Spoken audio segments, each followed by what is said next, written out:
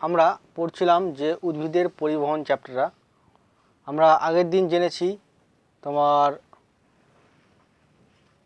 মূলের মধ্যে দিয়ে কীভাবে তোমার জলের গমন হয়, কোন পথ ধরে তোমার গমন হয় সেগুলো জেনেছি।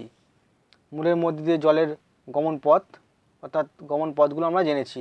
এছাড়া তোমার সক্রিয় শোষণ, নিষ্ক্রিয় শোষণ সম্পর্কে আমরা জেনেছি এবং মাইক্রোরাইজা কীভাবে জল শোষণ করে সে সম্পর্কে জেনেছি।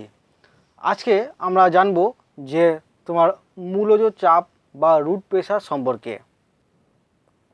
এই মূলজ চাপটা কি? আমরা জানি যে উদ্ভিদরা তার মূলরোম দিয়ে জল এবং খনিজ মৌলকে শোষণ করে, কিন্তু জাইলেম বাহিকা মধ্যে কী হচ্ছে, তোমার জাইলেমের আমরা জাইলেমকে আমরা জানি মৃতকলা। সেই জাইলেম মৃতকলা হওয়ার জন্য তোমার তার মধ্যে কোষীয় অভিস্রাবণ ঘটে না, কিন্তু তোমার মূলরোম দ্বারা জল শোষণের ফলে সেই মূলজ একটা চাপ সৃষ্টি হয়, যার ফলে কী হচ্ছে, জল তোমার জাইলেম বাহিকার মধ্যে দিয়ে তোমার পাতায় পৌঁছে যায়। সেই মূলজ চাপটা কি? মূলজ চাপ হলো তোমার জল শোষণের ফলে মূলের কর্টেক্সের অভ্যন্তরে রসস্ফীতি ঘটে, যার ফলে যে চাপ সৃষ্টি হয় তাকে বলা হচ্ছে তোমার কি মূলজ চাপ বা রুট প্রেসার। তাহলে মূলজ চাপটা কি? জল শোষণের ফলে মূলের কর্টেক্সের অভ্যন্তরে রসস্ফীতিজনিত কারণে যে চাপ সৃষ্টি হয় তাকে বলা হচ্ছে মূলজ চাপ বা রুট প্রেসার। এই মূলের চাপ বা মূলজ চাপ সর্বাধিক কত হতে পারে? মূলের চাপ সর্বাধিক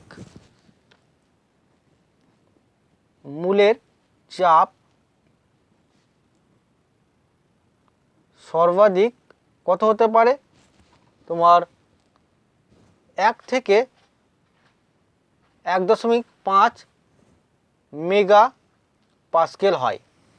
তাহলে মূলজ চাপ সর্বাধিক কত হয়? 1 থেকে 1.5 মেগা পাস্কেল হয়।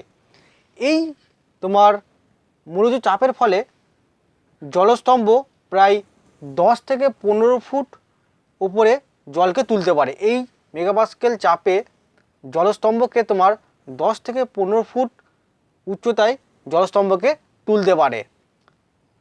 আর এই তোমার মূলজ চাপ তোমার মাপার জন্য আমরা ম্যানোমিটার বলে একটা যন্ত্র ব্যবহার করি। ম্যানোমিটার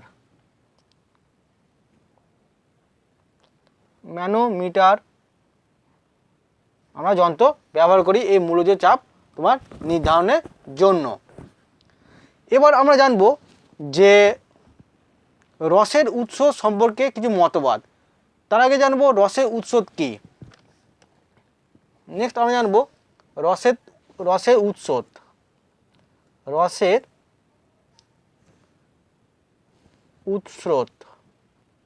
যাকে ইংরেজিতে বলে অ্যাসেন্ট অফ স্যাপ। রসের উৎস, এই রসের উৎস বা অ্যাসেন্ট অফ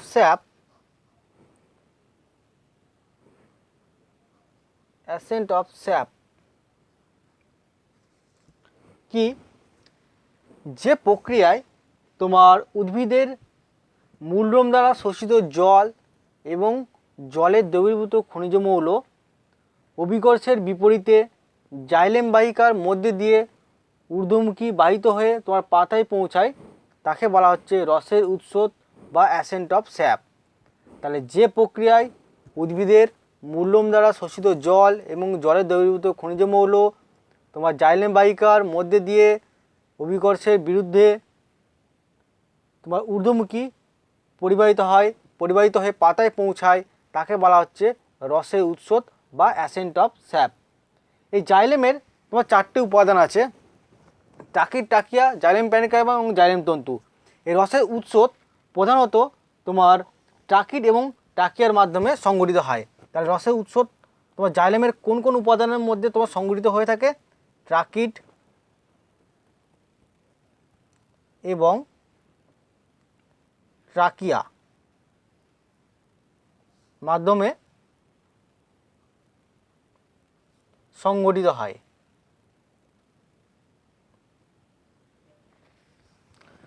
এবার আমরা জানবো এই রসের উৎস সম্পর্কিত কিছু মতবাদ আছে, সেই মতবাদগুলো আমরা জানবো।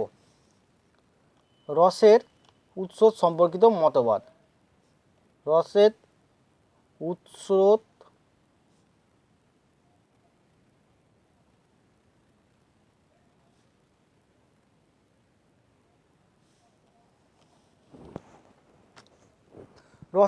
রসের যে উৎস সম্পর্কিত মতবাদ সেগুলো তোমার ভাইটাল তত্ত্ব আছে, মূলজ চাপ তত্ত্ব আছে, বাষ্পমোচন টান আছে, আর হচ্ছে কি সহশক্তি এবং আসঞ্জন জনিত বল, এই তত্ত্বগুলো রয়েছে। এবার প্রত্যেকটা আমরা আলোচনা করব। প্রথমে আসি ভাইটাল তত্ত্ব। ভাইটাল তত্ত্ব, ভাইটাল ফোর্স থিওরি। এই তত্ত্ব বিজ্ঞানী জেসি বোস তিনি 1923 খ্রিস্টাব্দে দিয়েছিল।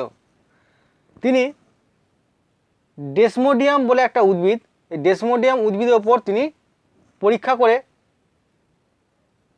তিনি পর্যবেক্ষণ করে যে উদ্ভিদের মূলের যে অন্তস্থ কর্টেক্স এবং জাইলেমের বহিস্থ কর্টেক্সের মধ্যে একটা কি হচ্ছে পালস বা স্পন্দন সৃষ্টি হয়। এর ফলেই জলটা তোমার ঊর্ধ্বমুখী পরিবহন হয়ে থাকে। তাহলে ভাইটাল তত্ত্ব কি বলছে, বিজ্ঞানী জেসি বোস তিনি ডেসমোডিয়াম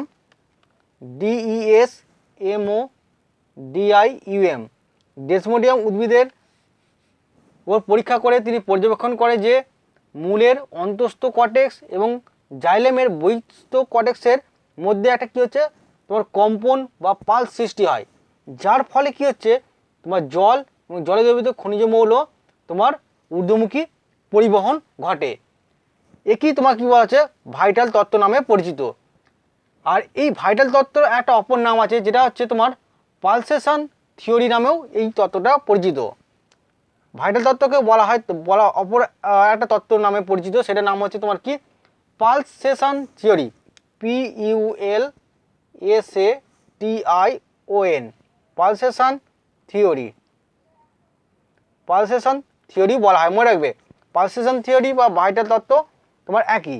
তাহলে এই তত্ত্ব অনুযায়ী বলা হচ্ছে কি তোমার মূলের অন্তস্থ কর্টেক্স এবং জাইলেমের বহিস্থ কর্টেক্সের মধ্যে এক ধরনের পালস বা স্পন্দন সৃষ্টি হয়, যার ফলে জল এবং জলে দ্রবীভূত খনিজ মৌল কী হচ্ছে তোমার ঊর্ধ্বমুখী পরিবাহিত হয়। কিন্তু এই তত্ত্বটা তোমার ততটা গ্রহণযোগ্য নয়। 2 নম্বর তত্ত্ব কি তোমার মূলজ চাপ তত্ত্ব। মূলজ চাপ তত্ত্ব, রুট প্রেসার থিওরি। এই তত্ত্ব কি বলছে, এই তত্ত্ব অনুসারে মূলজ চাপ তত্ত্ব অনুসারে বলা হচ্ছে যে উদ্ভিদের মূলম দ্বারা তোমার জল শোষণ হলে সেই জল তোমার কী হচ্ছে কোষান্তর অভিস্রাবণ, অর্থাৎ একটা কোষ থেকে পরবর্তী কোষে তোমার অভিস্রাবণের মাধ্যমে কোষান্তর অভিস্রাবণের মধ্যে দিয়ে কী হচ্ছে তোমার বহিস্তরের ভিতর দিয়ে তোমার অন্তঃস্তরে তোমার প্রবেশ করে। আর কি হয় মূলের তোমার বহিস্তকের বা বহিস্তরের কোষগুলো রসস্ফীতি ঘটে। এই রসস্ফীতির ফলে কি হচ্ছে যে চাপ সৃষ্টি করে, সেই চাপের ফলে জলটা ঊর্ধ্বমুখী তোমার পরিবাহিত হয়। তাহলে মূলজ চাপ তত্ত্ব কী বলছে যে মূললোম দ্বারা তোমার প্রথমে মূললোম দ্বারা তোমার জল শোষণ করছে, সেই জলটা কোথায় যাচ্ছে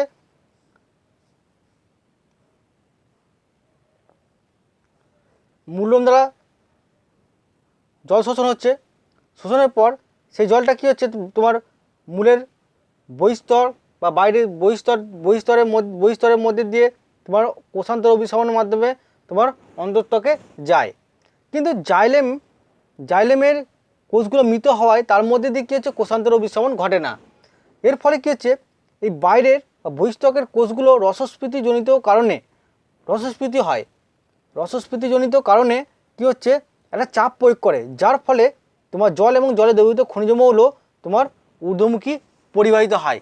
এইটাই তোমার মূলজ চাপ তত্ত্ব নামে পরিচিত। তা মূলজ চাপ তত্ত্বটা কি বললাম যে উদ্ভিদের মূললোম দ্বারা শোষিত জল এবং জলে দ্রবীভূত খনিজ মৌল শোষণ করে, সেটা বহিস্তর এবং অন্তঃস্তরের মধ্যে যায় কার মাধ্যমে, কিসের মধ্যে দিয়ে, তোমার কোষান্তর অভিসরণ ঘটে। তার ফলে কী হচ্ছে, তোমার জল এবং জলে দ্রবীভূত খনিজ মৌল তোমার কী হচ্ছে, অন্তঃত্বকে যায়। কিন্তু জাইলেম বাহিকা কোষগুলো মৃত হওয়ায় তার মধ্যে দিয়ে কী হচ্ছে, তোমার অভিসরণ ঘটে না। তাই কী হচ্ছে, এই মূলের বহিঃস্থকের কোষগুলো রসস্ফীতি ঘটে, তার ফলে এক ধরনের চাপ সৃষ্টি করে। সেই চাপের ফলে জল এবং জলে দ্রবীভূত খনিজ মৌল তোমার ঊর্ধ্বমুখী পরিবাহিত হয়। এটাই মূলজ চাপ তত্ত্ব নামে পরিচিত। এই মূলজ চাপ তত্ত্বে কিছু তোমার সমস্যা আছে বা ত্রুটি আছে। সেগুলো কি, এই মূলজ চাপ মাত্র 2 বায়ুমণ্ডল চাপ দেয়। মূলজ চাপ কেবলমাত্র 2 বায়ুমণ্ডলের সমান। মূলজ চাপটা 2 বায়ুমণ্ডলের সমান। এই চাপের ফলে তোমার যে সমস্ত উঁচু গাছ আছে তার পুরো একবার উঁচু অংশে একবার অগ্রভাগে, গাছের অগ্রভাগ পর্যন্ত তোমার জলস্তম্ভটা পৌঁছাতে পারে না। এই মূলজ চাপ 2 বায়ুমণ্ডলের সমান। আর এই 2 বায়ুমণ্ডলে যে চাপ প্রয়োগ করে তার ফলে যে মূলজ চাপ সৃষ্টি করে, তার ফলে জলস্তম্ভটা তোমার তোমার একবারে উদ্ভিদের অগ্রভাগ পর্যন্ত পৌঁছায় না। আর সমস্ত কিছু কিছু উদ্ভিদ আছে, মানে সেই উদ্ভিদের মধ্যে কী হচ্ছে, মূলজ চাপটা তোমার সমান নয়। কিছু কিছু বিভিন্ন উদ্ভিদের ক্ষেত্রে মূলজ চাপটা তোমার সমান নয়। আর কিছু উদ্ভিদ আছে যাদের মূলজ চাপ পরিলক্ষিত হয় না, যেমন তোমার ব্যক্তবীজী উদ্ভিদ, তাদের কী হচ্ছে, মূলজ চাপ তোমার থাকে না, বা থাকলেও সেটা খুব কম পরিমাণে। এই মূলজ চাপের ফলে তোমার জল এবং জলে দ্রবীভূত খনিজ মৌলটা পুরো পাতায় পৌঁছানো, উঁচু উদ্ভিদের ক্ষেত্রে বা যে সমস্ত লম্বা উদ্ভিদ বা দীর্ঘ উদ্ভিদের ক্ষেত্রে কী হচ্ছে, তোমার পাতায় পৌঁছানো সমস্যা দেখা দেয়। তাই এর ফলে কী হচ্ছে, তোমার পাতায় জল এবং খনিজ মৌল পৌঁছায় না। এইগুলো হচ্ছে তোমার মূলজ চাপতত্ত্বের কিছু ত্রুটি আছে। নেক্সট হচ্ছে তোমার বাষ্পমোচন টান। বাষ্পমোচন টান, ট্রান্সপিরেশন পুল। বাষ্পমোচন টান কি? আমরা জানি উদ্ভিদের পত্ররন্ধ্রের মাধ্যমে বাষ্পমোচন ঘটে। উদ্ভিদের পত্ররন্ধ্রের মাধ্যমে উদ্ভিদ দেহ থেকে অতিরিক্ত জল বাইরে নির্গত হয়, তাকে আমরা বলবো তোমার বাষ্পমোচন। এই বাষ্পমোচন উদ্ভিদের তোমার পত্ররন্ধ্র, লেন্টিসেল, কিউটিকেলের মাধ্যমে তোমার ঘটে থাকে। যখন উদ্ভিদের পত্ররন্ধ্র থেকে তোমার জল বেরিয়ে যায়, ফলে কী হচ্ছে, সেই পত্ররন্ধ্রের যে রক্ষী কোষ থাকে, সেই রক্ষী কোষে তোমার জলের ঘনত্ব অনেকটা কম হয়। তার পার্শ্ববর্তী কোষ থেকে সে কী হচ্ছে, তোমার জল গ্রহণ করে। এইভাবে একটা ধরনের কী হচ্ছে, তোমার ব্যাপন চাপের ঘাটতি দেখা যায়, যার ফলে কী হচ্ছে, তোমার জল এবং জলে দ্রবীভূত খনিজ মৌল তোমার উপর দিকে বাহিত হয়। উদ্ভিদের মেসোফিল কলায় জলীয় বাষ্পের ঘনত্ব যখন পাতার সংলগ্ন বায়ুমণ্ডলের ঘনত্বের চেয়ে বেশি হয়, তখন কী হচ্ছে, জল বাষ্প আকারে তোমার নির্গত হয়। যখন ধরো এটা পত্ররন্ধ্র, এই মেসোফিল কলার জলীয় বাষ্পের ঘনত্ব যদি পার্শ্ববর্তী বায়ুমণ্ডলের চেয়ে তোমার বেশি হয়, তখন বাষ্পমোচন ঘটে। এই বাষ্পমোচন ঘটলে তোমার এই মেসোফিল কলার মধ্যে একটা ব্যাপন চাপের ঘাটতি দেখা যায়। যখন মেসোফিল কলা থেকে তোমার বাষ্পমোচন ঘটে, তখন মেসোফিল কোষগুলোর মধ্যে একটা ব্যাপন চাপের ঘাটতি দেখা যায়। আর এই ব্যাপন চাপের ঘাটতি তোমার পূরণ করার জন্য কি হচ্ছে, মেসোফিল কলার কোষগুলো নিকটবর্তী তোমার জাইলেম বাহিকা থেকে জল শোষণ করে। তাহলে মেসোফিল কলার কোষগুলো তাদের ব্যাপন চাপের ঘাটতি পূরণ করার জন্য তোমার নিকটবর্তী জাইলেম বাহিকা থেকে তোমার জল শোষণ করে। এর ফলে কি হচ্ছে, জাইলেম বাহিকা থেকে জল শোষণ করলে জাইলেম বাহিকার মধ্যে তোমার এক ধরনের শোষণ চাপ সৃষ্টি হয়। এই শোষণ চাপের ফলে কী হচ্ছে, মূল দিয়ে জল এবং জলে দ্রবীভূত খনিজ মৌল জাইলেম বাহিকার মধ্যে দিয়ে ঊর্ধ্বমুখী তোমার পরিবাহিত হয়, যাকে আমরা রসের উৎস বলে থাকি অনেক সময়। তাহলে বাষ্পমোচন টান এই তত্ত্বটা কি বলা হচ্ছে, তাহলে বাষ্পমোচন টান এই যে মতবাদ এই অনুসারে কি বলা হচ্ছে, যখন উদ্ভিদের পাতার মেসোফিল কলার জলীয় বাষ্পের ঘনত্ব পার্শ্ববর্তী পরিবেশে বা বায়ুমণ্ডলে জলীয় বাষ্পের ঘনত্বের চেয়ে বেশি হয়, তখন কি হচ্ছে, পত্ররন্ধ্রের মাধ্যমে অতিরিক্ত জল উদ্ভিদ দেহ থেকে বেরিয়ে যায়, অর্থাৎ বাষ্পমোচন ঘটে। আর যখন এই বাষ্পমোচন ঘটে তখন মেসোফিল কলার কোষগুলোর মধ্যে একটা ব্যাপন চাপের ঘাটতি দেখা যায়। এই ব্যাপন চাপের ঘাটতি পূরণ করার জন্য মেসোফিল কলার কোষগুলো তাদের নিকটবর্তী জাইলেম বাহিকা থেকে তোমার জল শোষণ করে। এর ফলে জাইলেম বাহিকার মধ্যে এক ধরনের শোষণ চাপ সৃষ্টি হয়। এই শোষণ চাপের ফলে মূল দিয়ে বা মূলম দ্বারা শোষিত জল এবং জলে দ্রবীভূত খনিজ মৌল তোমার জাইলেম বাহিকার মধ্যে দিয়ে ঊর্ধ্বমুখী পরিবাহিত হয়। এটা হচ্ছে তোমার বাষ্পমোচন টান সম্পর্কিত মতবাদ।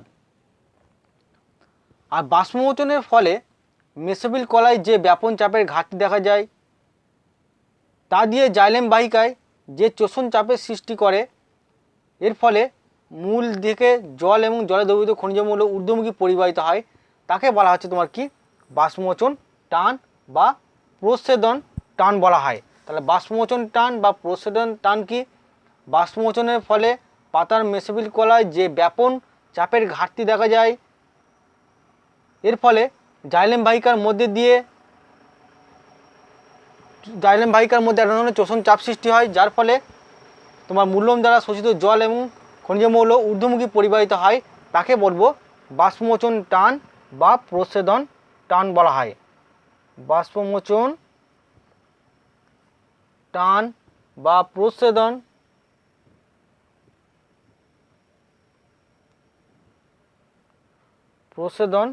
টান বলা হয়। আবার বলছি, বাষ্পমোচন টান বা প্রচ্ছেদন টানটা কি? বাষ্পমোচন টান বা প্রচ্ছেদন টান হলো বাষ্পমোচনের ফলে মেসোফিল কলায় যে ব্যাপন চাপের ঘাটতি দেখা যায়, যার ফলে জাইলেম বাহিকায় যে শোষণ চাপ সৃষ্টি করে, এর দ্বারা জলে দ্রবীভূত খনিজ মৌল তোমার মূল থেকে জাইলেম বাহিকার মধ্যে দিয়ে ঊর্ধ্বমুখী পরিবাহিত হয়, তাকে আমরা বলবো বাষ্পমোচন টান বা প্রচ্ছেদন টান। এই বাষ্পমোচন টান বা প্রচ্ছেদন টান সম্পর্কে বিজ্ঞানী তোমার জলি এবং ডিকসন এবং জলি তোমার একটা মতবাদ দিয়েছিল। বিজ্ঞানী ডিকসন এবং জলি একটা মতবাদ দিয়েছিল, যেটাকে ডিকসন জলি মতবাদ নামে পরিচিত। এই মতবাদ বিজ্ঞানী ডিকসন এবং জলির মতবাদ অনুসারে কি বলা হয়েছে, আমরা আগে জেনেছি যে মূলজ চাপ কেবলমাত্র 2 বায়ুমণ্ডলের চাপের সমান হয়। মূলজ চাপের মাত্রাটা কত? কেবলমাত্র 2 বায়ুমণ্ডলের চাপের সমান। কিন্তু এই বাষ্পমোচন টানের ফলে তোমার উদ্ভিদদেহের মধ্যে তোমার প্রায় 20 বায়ুমণ্ডলীয় চাপ সৃষ্টি হয়। এই বাষ্পমোচন টানের ফলে তোমার 20 বায়ুমণ্ডলীয় চাপ সৃষ্টি হয়, যার ফলে কী হচ্ছে, তোমার মূলম দ্বারা শোষিত জল এবং জলে দ্রবীভূত খনিজ মৌল জাইলেম বাহিকার মধ্যে দিয়ে তোমার উদ্ভিদের একবারে অগ্রভাগে তোমার জল এবং জলে দ্রবীভূত খনিজ মৌল পৌঁছায়, অর্থাৎ উদ্ভিদের অগ্রভাগ পর্যন্ত জল সংবহন ঘটে। আর এই বাষ্পমোচন টান এটা একটা ভৌত প্রক্রিয়া, এখানে কোনো বিপাকজাত শক্তি বা এটিপি শক্তির কোনো প্রয়োজন হয় না। তাহলে বিজ্ঞানী ডিকসন এবং জলির মতবাদ অনুসারে কি বলা হয়েছে, যে মূলজ চাপের মাত্রাটা কেবল 2 বায়ুমণ্ডলের সমান, যার ফলে এই 2 বায়ুমণ্ডলের চাপ দিয়ে কী হচ্ছে, তোমার জলে দ্রবীভূত খনিজ মৌল জাইলেম বাহিকার মধ্যে দিয়ে বা জল সংবহন তোমার পাতা তোমার উদ্ভিদের একবারে অগ্রভাগ পর্যন্ত পৌঁছায় না। কিন্তু এই বাষ্পমোচন টানের ফলে তোমার উদ্ভিদদের মধ্যে 20 বায়ুমণ্ডলীয়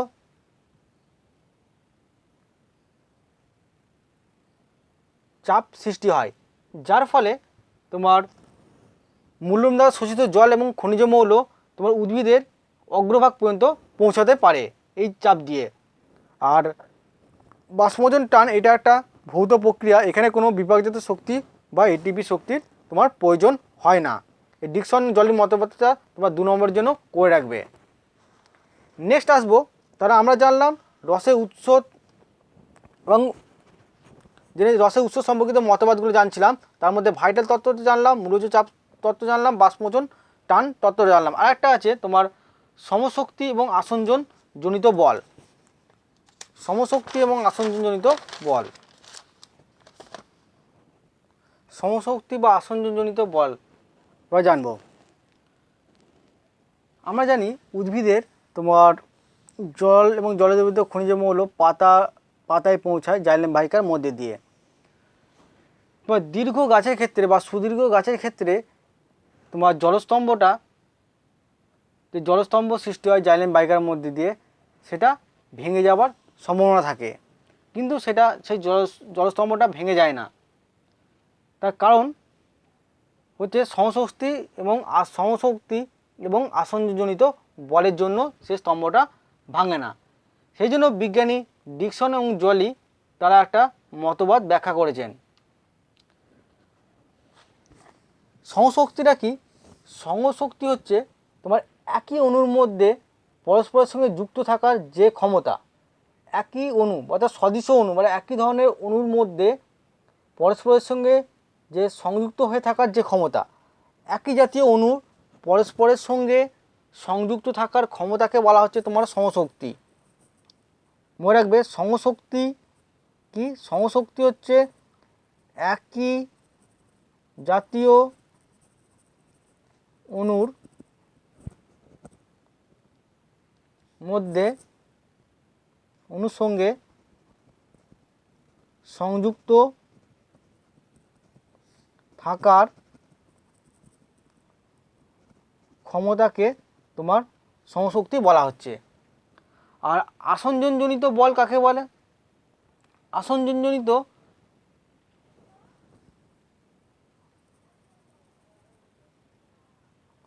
আসঞ্জন বা তোমার অসম সংযোগটা কি?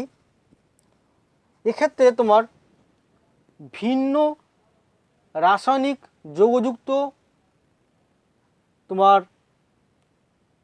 পদার্থের মধ্যে যে আকর্ষণ বল দেখা যায়, তোমার সমশক্তির ক্ষেত্রে হচ্ছে একই জাতীয় অণুর সঙ্গে যে সংযুক্ত থাকার ক্ষমতা তাকেই বলা হয় সমশক্তি, একই জাতীয়। আর আসঞ্জনজনিত হচ্ছে তোমার ভিন্ন রাসায়নিক গঠনযুক্ত যৌগের মধ্যে যে আকর্ষণ বল দেখা যায় তাকে বলা হচ্ছে তোমার কি? আসঞ্জন বা অসম সংযোগ। ভিন্ন রাসায়নিক যৌগযুক্ত তোমার পদার্থের মধ্যে যে আকর্ষণ বল দেখা যায় তাকে বলা হচ্ছে তোমার অসম সংযোগ বা আসঞ্জন। ধরো তোমার জলের অণু আর হচ্ছে তোমার সেলুলোজ দুটো ভিন্ন, তাদের মধ্যে তোমার যে সংযুক্ত থাকার বা আকর্ষণ বল, তাদের মধ্যে যে লেগে থাকার যে ক্ষমতা বা আকর্ষণ বল তাকে বলবো তোমার আসঞ্জন বা অসম সংযোগ। আর সমশক্তিটা কি? একই জাতীয়, যেমন জলের অণু একই জাতীয় অণু, তাদের মধ্যে যে লেগে থাকার ক্ষমতা তাকে বলা হচ্ছে সমশক্তি। বিজ্ঞানী ডিকসন জলি তারা বলেছিল যে জাইলেম বাহিকার মধ্যে দিয়ে যখন জলস্তম্ভটা যায় তখন এই জলস্তম্ভ ভেঙে যায় না। তারা তাদের কারণ ব্যাখ্যা করেছিল, কারণ সুদীর্ঘ অনেক লম্বা গাছের ক্ষেত্রে, যেহেতু ধরো তো 20 ফুট লম্বা একটা গাছ, সেক্ষেত্রে জাইলেম বাহিকার মধ্যে দিয়ে একটা জলস্তম্ভ গঠিত হচ্ছে কিন্তু সেটা ভেঙে যায় না। তার কারণ বলেছেন ডিকসন জলি, তারা সমশক্তি এবং আসঞ্জনজনিত বলের জন্য কি হচ্ছে, এই জলস্তম্ভ ভেঙে যায় না। জল যখন ঊর্ধ্বমুখী পরিবাহিত হওয়ার সময় কি হচ্ছে, তোমার একই জাতীয় অণু অর্থাৎ জলের অণুগুলো পরস্পরে কি হচ্ছে, সমশক্তি জনিত বলের প্রভাবে তারা লেগে থাকে। আর অপরদিকে কি হচ্ছে, তোমার আসঞ্জনজনিত বল বা অসম সংযোগ বলের প্রভাবে অর্থাৎ জলের অণু এবং যে পার্শ্ববর্তী উদ্ভিদ কোষের যে তোমার সেলুলোজ লিগনিন কোষপ্রাচীরের যে উপাদানগুলো সেইগুলোর সঙ্গে জলের অণু তোমার আসঞ্জনজনিত বলের ফলে তারা সংযুক্ত থাকে। এর ফলে কী হচ্ছে, তোমার জাইলেম বাহিকার মধ্যে দিয়ে যে জলস্তম্ভটা আছে সেটা ভেঙে যায় না। এই জলস্তম্ভটা কী হচ্ছে, ধরে রাখতে তোমার সংশক্তি এবং আসঞ্জনজনিত বল সাহায্য করছে। তাহলে যদি কোশ্চেন আসে যে যখন জাইলেম বাহিকা যখন বড় উদ্ভিদের ক্ষেত্রে জাইলেম বাহিকার মধ্যে দিয়ে জল পরিবাহিত হয়, যে জলস্তম্ভ ভেঙে যায় না কেন? কারণ তোমার যখন জাইলেম বাহিকার মধ্যে দিয়ে জল পরিবাহিত হয়, ঊর্ধ্বমুখী পরিবাহিত হয়, তখন জলের অণু এবং জলের অণুর মধ্যে বা একই জাতীয় অণুর মধ্যে কী হচ্ছে, সমশক্তিজনিত বল কাজ করে।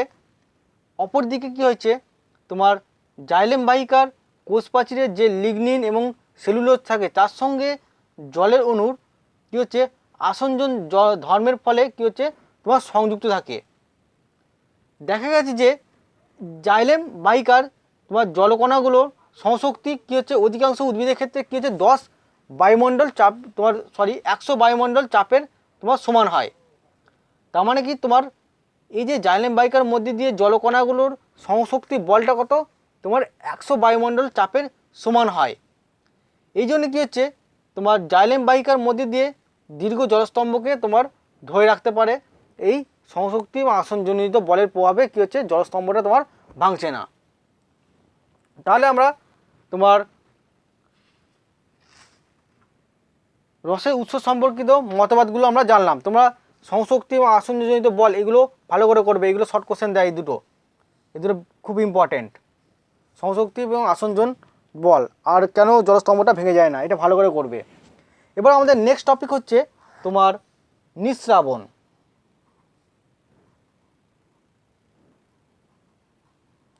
নিঃস্রাবণ কি? নিঃস্রাবণ হচ্ছে কিছু উদ্ভিদের তোমার একবারে ভোরের বেলায় পাতার কিনারায় এক ধরনের কী হচ্ছে, তোমার ক্ষরণ বা রেচনকে বা ক্ষরণকে আমরা নিঃস্রাবণ বলে থাকি। তার নিঃস্রাবণটা কি, তোমার আর্দ্র এবং উষ্ণ পরিবেশে বা বিশেষ করে তোমার ভোরের দিকে বিশেষ কয়েকটা উদ্ভিদের পাতার কিনারায় তোমার জলবিন্দু আকারে কিছু ক্ষরণ বা রেচন পদার্থ দেখা যায়, যাকে বলা হচ্ছে তোমার কি, নিঃস্রাবণ। এই নিঃস্রাবণ কোন কোন উদ্ভিদে তোমার দেখতে পাওয়া যায়, বিশেষ করে কচু, প্রাইমুলা, টমেটো,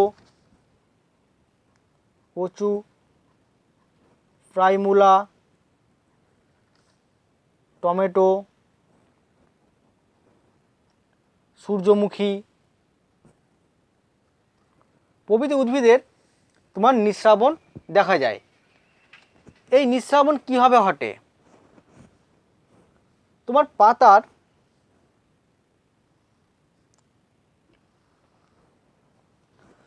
পাতায় তোমার যেখানে জাইলেম বাহিকা শেষ হয়, তো জাইলেম বাহিকায় আমি কি বলেছি, কার মাধ্যমে তোমার বিশেষ করে ঊর্ধ্বমুখী পরিবাহিত হয়, তোমার জাইলেমের ট্রাকিড এবং টাকিয়া। অর্থাৎ জাইলেম যদি আমরা একটা কচু বা প্রাইমুলা বা টমেটো যে কোনো এই গাছগুলোকে মধ্যে কোনো পাতাকে আমরা যদি সেকশান করি অর্থাৎ লম্বচ্ছেদ করি, তাহলে দেখা যাবে যেখানে পাতার জাইলেম বাহিকা, এটা হচ্ছে জাইলেম বাহিকা, যেখানে জাইলেম বাহিকা বিশেষ করে ট্রাকিড বা টাকিয়া যেখানে শেষ হয়, তার উপরে তোমার পাতলা কোষপ্রাচীর বিশিষ্ট কোষান্ত রন্ধ্রযুক্ত এক বিশেষ ধরনের প্যারেনকাইমা তোমার কলা দেখতে পাওয়া যায়, যাকে বলা হচ্ছে তোমার এপিথেম। পরীক্ষায় আসে এপিথেম কি, এপিথেম। তাহলে তোমার কচু, প্রাইমুলা, টমেটো বা সূর্যমুখী পাতাকে আমরা যদি তোমার লম্বচ্ছেদ করি, তাহলে দেখা যাবে যে পাতার যেখানে জাইলেম বাহিকা শেষ হয়েছে বা জাইলেম বাহিকা যেখানে উন্মুক্ত হয়েছে বলতে পারি, যেখানে জাইলেম বাহিকা উন্মুক্ত হয়েছে তার উপরে তোমার পাতলা কোষপ্রাচীর বিশিষ্ট কোষান্ত রন্ধ্রযুক্ত এক বিশেষ ধরনের প্যারেনকাইমা কলা দেখতে পাওয়া যায়, তাকে বলা হচ্ছে তোমার কি এপিথেম। এই প্যারেনকাইমা কলাকে বলা হচ্ছে তোমার কি এপিথেম বলা হচ্ছে। আর এপিথেমের উপরে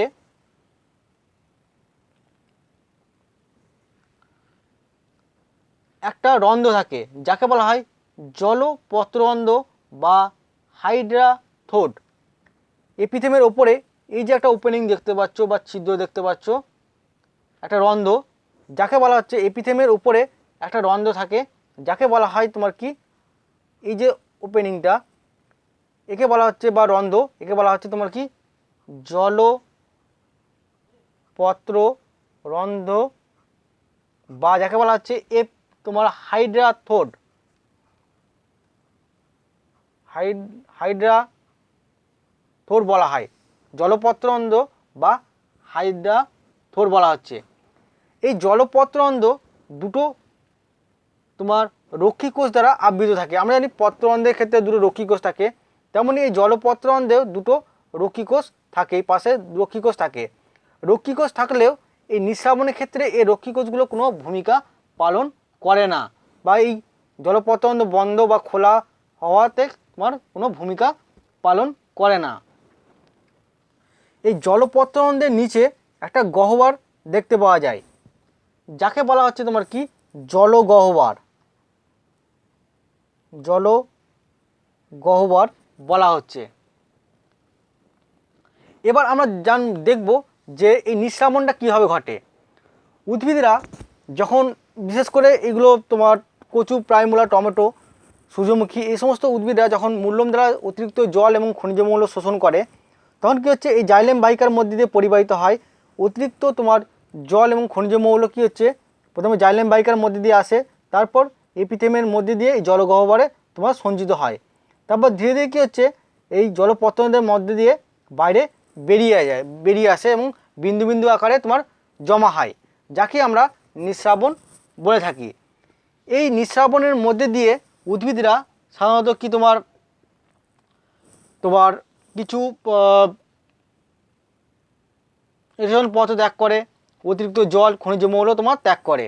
এছাড়াও তোমার এই নিঃশ্রাবণের মধ্যে দিয়ে কিছু তোমার উৎসেচক, নিঃশ্রাবণের মধ্যে কিছু উৎসেচক থাকে, তোমার হরমোন থাকে এবং শর্করা থাকে।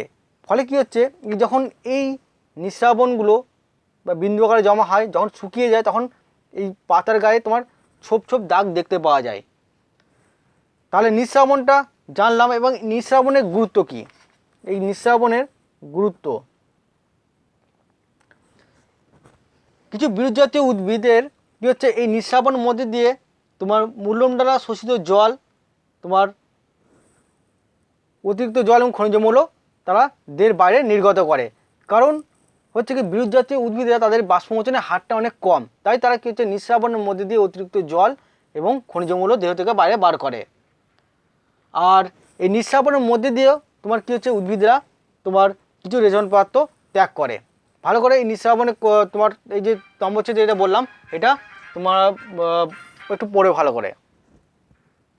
এখান থেকে তোমার আসে অনেক সময় জলপত্ররন্ধ্র বা হাইড্রাথোড কি, এপিথেম কি, ঠিক আছে, এইগুলো জলগহ্বর কি, এগুলো আসে, এগুলো 1 নম্বর জন্য করে রাখবে। আর তোমরা বাষ্পমোচন এবং নিঃশ্রাবণের মধ্যে ডিফারেন্সটা বই থেকে করে নেবে, এটা 3 নম্বরের জন্য করে রাখবে, কারণ এটা ইম্পর্টেন্ট, বাষ্পমোচন এবং নিঃশ্রাবণের মধ্যে পার্থক্য। ঠিক আছে, বাষ্পমোচন এবং নিঃশ্রাবণের মধ্যে তোমার পার্থক্যটা বই থেকে করে রাখবে, এটা ইম্পর্টেন্ট আছে, ওটা 3 নম্বরের জন্য করে রাখবে। তাহলে আজকে আমরা নিঃশ্রাবণ এবং তোমার মূলজ চাপ এগুলো জানলাম, রসের উৎস আর বিভিন্ন তোমার রসের উৎস সম্পর্কিত মতবাদগুলো আমরা জানলাম।